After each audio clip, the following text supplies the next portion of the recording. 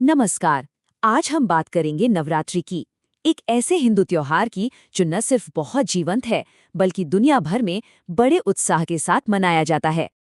और इस पूरे त्योहार के दिल में बसी है एक अकेली लेकिन बहुत ही शक्तिशाली संख्या। जानते हैं, यही सवाल हमें देवी की शक्ति, हमारी सांस्कृतिक विविधता और बुराई पर अच्छाई की उस हमेशा कायम रहने वाली जीत के जश्न तक ले जाता है। तो चलिए इस त्योहार की गहराइयों में उतरते हैं। देखिए, नवरात्रि का नाम ही अपने आप में एक बहुत बड़ा सुराग देता है।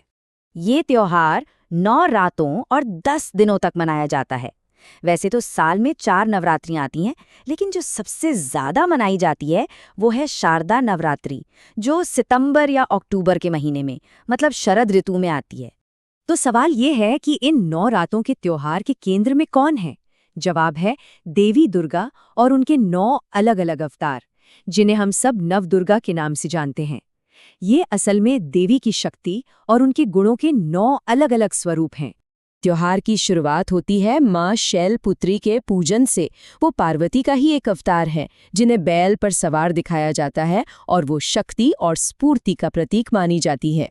दूसरे दिन हम ध्यान लगाते हैं देवी के अविवाहित तपस्वी रूप पर, यानी माँ ब्रह्मचारिणी पर, जो शांति और मोक्ष का प्रतिनिधित्व करती हैं। तीसरा दिन माँ चंद्रघंटा को समर्पित है, जो वीरता और सुंदरता का प्रतीक है। और बस इसी तरह 9 रातों में से हर एक रात देवी के एक अलग रूप को समर्पित है और हर रूप एक खास गुण को दर्शाता है।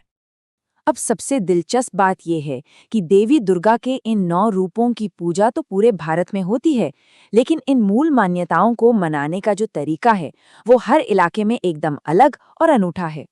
कहानी का सार भले ही एक हो, लेकिन इसे मनाने का जश्न पूरी तरह से स्थानीय होता है, जो हमारी संस्कृति की एक बहुत ही खूबसूरत तस्वीर बनाता है। और ये त्योहार की विविधता को कितने शानदार ढंग से दिखाता है। पश्चिम में, जैसे गुजरात में, लोग गरबा के ऊर्जा से भरे नृत्य में डूब जाते हैं। वहीं पूर्व में, जैसे बंगाल में, दुर्गा पूजा की कलात्मक भक्ति और भव्य पंडालों पर ज्यादा जोर होता है। और इस खूबसूरत ताने बाने में और भी रंग जुड़ते हैं, जैसे दक्षिण में गोलू गुड़ियों का कलात्मक प्रदर्शन और उत्तर भारत में कन्या पूजन की वो गहरी परंपरा। आइए इन्हीं परंपराओं में से एक कन्या पूजन को थोड़ा और करीब से देखते हैं, जो दिव्य स्त्री शक्ति का सम्मान करने का एक बहुत ही सीधा और सुंदर तरीका है।